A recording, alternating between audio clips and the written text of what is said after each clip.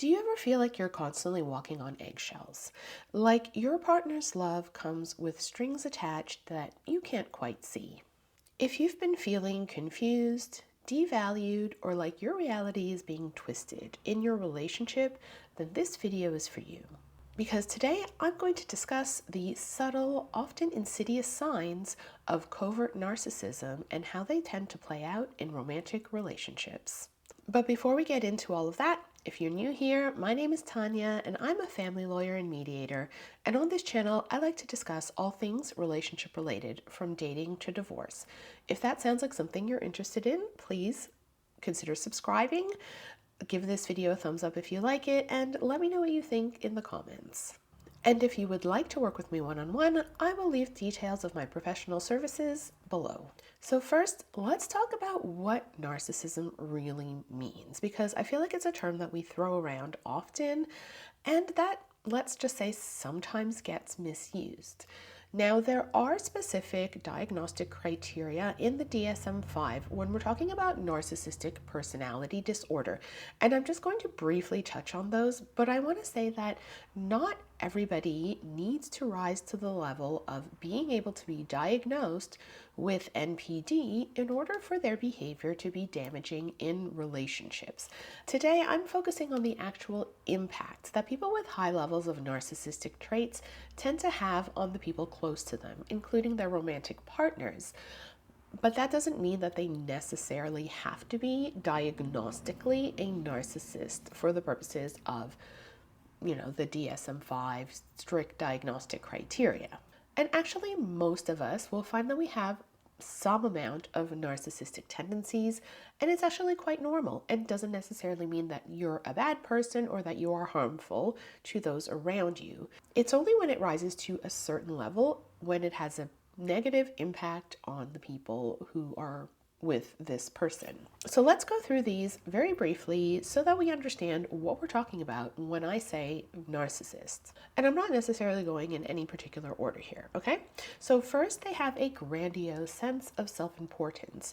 They tend to, in their mind, over-exaggerate their talents or their abilities. Next, they frequently fantasize about being deserving of great success or wealth or beauty or fame or something along those lines. They have a belief in their own superiority, meaning that they believe themselves to be better or superior in some or all ways compared to other people, or what they would consider, quote unquote, the average person or like the normies. They believe themselves to be above the hoi polloi, if you will. They have a strong need for admiration, and they seek out people who will give them this sort of admiration. They have a sense of entitlement, believing that they should just be given things because they are so great. They have a tendency to exploit people, seeking out relationships with those who will benefit them rather than seeking out emotional connection. They have a strong lack of empathy, and this is actually, in my opinion, one of the really make or break between somebody who's just full of themselves and somebody who's going to actually be harmful. And it's actually the lack of empathy that determines this, in my opinion. But they tend to not only exploit people, but they will do harmful things to them without actually having any sense that they've done anything wrong or feel bad for them in any way. They are frequently very envious of other people, believing that anyone else's success is almost like a personal attack on them, that those people are less worthy than they are, so if anybody else has succeeded above where they perceive that they should be, they tend to get very upset about it, very angry about it. And finally, they're very arrogant in dealing with other people. They tend to be condescending or believe that nobody else could possibly be as intelligent or as talented as they are.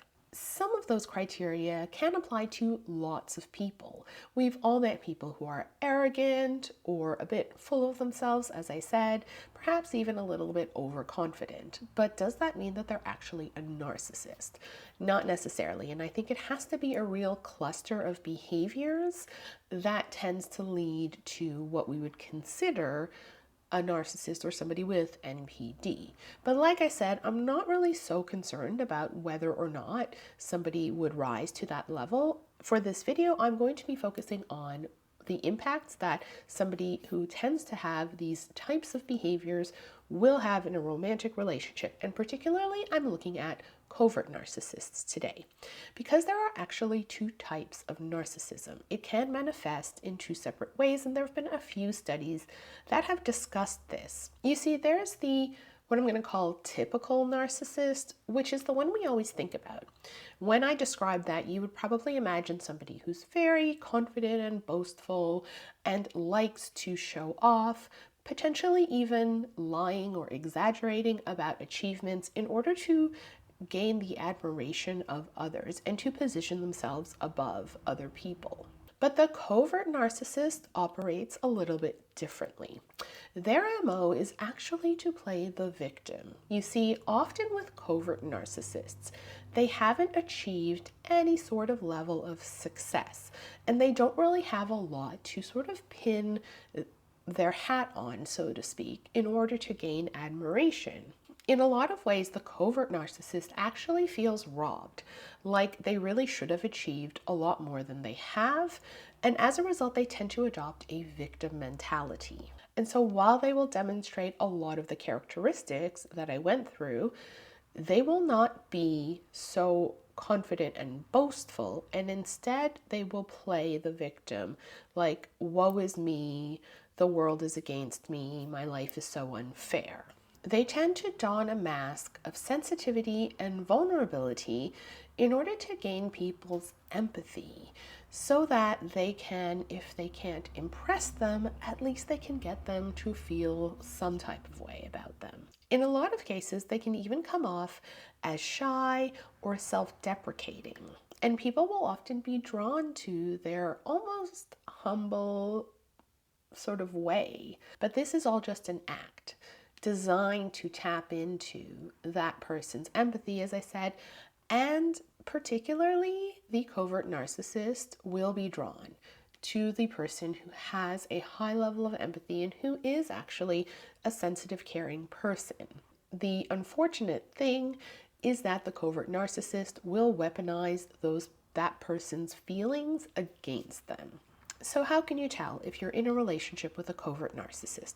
Well, here are the 5 signs that I've seen play out again and again, and that I think you should be on the lookout for. The first, as I sort of intimated, is that they will play the victim constantly.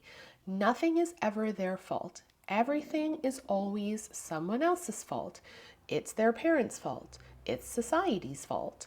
It's the system. And if you get into a relationship with them, soon it will be your fault. And along with playing the victim, they will utilize what we call DARVO, which is a form of gaslighting that stands for deny, attack, and reverse victim offender. In this way, they always position themselves as the victim. So if you ever try to confront them about any of their behavior, if they've done something harmful to you, or if they have, for example, just done something incorrectly. It might be like, oh, we need to pull the bins in off the curb, at the end of the day, or whatever. It might just be the most innocuous thing. They will right away retaliate with, you're the problem, you're so negative to them. You're always nagging them. They can't do anything right. Why don't you give them a break? Can't you understand that they're doing their best? And in this way, you start to believe that you have done something wrong to offend them. This also means that they will never take any accountability for anything that they do, ever. The second sign is that they weaponize silence. You see, the covert narcissist isn't somebody that most people would describe as being very angry or volatile or having a hot temper, if you know what I mean. You know how some people will get angry and they will yell and scream, and then it's like, it's done.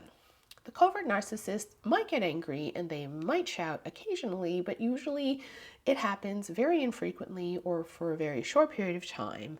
They will essentially blame you, like I said, Darvo, they will make like they're the injured party, and then they will withdraw into silence. They will go and pout and give you the silent treatment, making you feel like you are the one who has done the wrong thing and they are the aggrieved party and they're off licking their wounds. The combination of these two things often causes the other person to avoid conflict altogether. And this is kind of the goal of the covert narcissist, because they cannot take any type of criticism. They have a very fragile ego. They are very sensitive about that. And so this is why they behave in this way, to throw you off balance and to make you feel like you're the problem so that you will not come to them and confront them about their behavior. The third sign is that they use backhanded compliments and subtle digs to undermine your confidence. And this is one of the hallmarks of the covert narcissist, the way that they can subtly chip away at your self-esteem and your confidence without appearing to be overtly cruel. For example, if you happen to have put effort into your appearance, rather than just saying, "You look really nice," they'll say like, "Wow, you actually look good today," implying that you don't normally look good. Do you see what I mean? Another example might be if you get a promotion, they'll say like, "Oh, I'm surprised that you got this promotion. Good for you. I didn't think that your company valued people like you." These sort of things might seem silly and almost innocuous to you as I say them, but for somebody who has been in this cycle with a partner, it can really start to erode their self-esteem and really start to make them feel terrible about themselves. The impacts are subtle, but it's like the water dripping on a stone. Eventually, it leaves an impression. The fourth sign is that your feelings are always minimized. The covert narcissist often will try to weaponize the other person's feelings against them. So, if you come to this person and say that, something they said hurt your feelings or upset you in any way, they will turn it around on you and make it like your feelings are the problem. You're too sensitive, you always overreact, you can't take a joke. In this way, it gets you second guessing your own feelings and the way that you are reacting, as opposed to focusing on the behavior that led to you feeling this way. And yes, this is a form of gaslighting, and it makes you question your own perception of reality over time. In this way, anytime that you do feel bad about something that they've done, you will then internalize this by thinking, well, it's my fault. I'm just too sensitive. There I go again, overreacting, and you will probably stop bringing it to them again to avoid conflict, as I mentioned before. And the final sign that you might be with a covert narcissist is that their love feels very conditional. Unlike in a healthy relationship where you feel secure and like the other person is there for you, covert narcissists, as I mentioned, being narcissists, don't have genuine emotional attachments to people, and instead, because they lack empathy and they're just there to take advantage of people, they will treat your relationship very transactionally. Any type of affection or warmth or kindness will only ever be given to you in circumstances where they perceive that you are doing the right thing and meeting their needs in a way that they decide that they want their needs to be met. The moment you stop behaving in a way that they have decided is the correct way for you to behave, they will withhold their love and their affection. They will become very cold and very mean, but without exploding. And part of this will be giving you the silent treatment, but it might not even be that.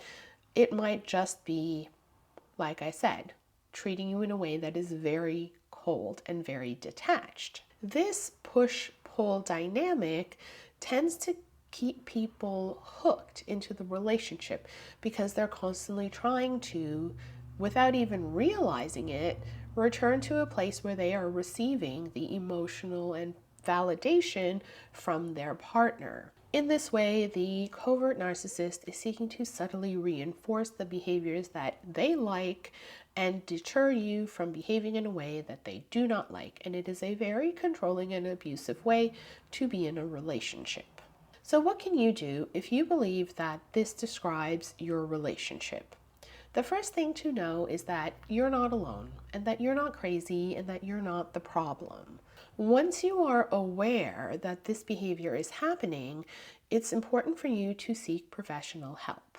In this way, you can start to really recognize what is healthy and what is unhealthy and start unraveling some of the things that you've probably been internalizing about how you're the problem, it's all your fault, you're too sensitive, and so on and so forth. And I'm going to say this, and this is kind of, I don't know if this is an unpopular opinion or not, but unfortunately, in my experience, people like this rarely ever change. So the covert narcissist is unlikely to A, acknowledge that they're a narcissist at all, and B, acknowledge that they have any problem. See, everything that I explained about them up to now. So it is unlikely that they are going to want to do the work to change their behavior. And you're going to have to decide if you can stay in a relationship with somebody like this.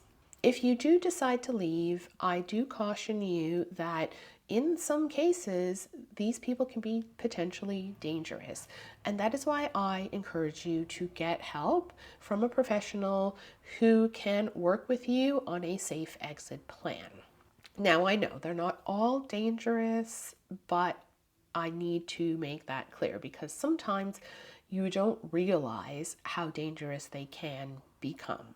So now over to you guys. Let me know what you think. I always enjoy hearing from you. Have you ever been in this type of relationship?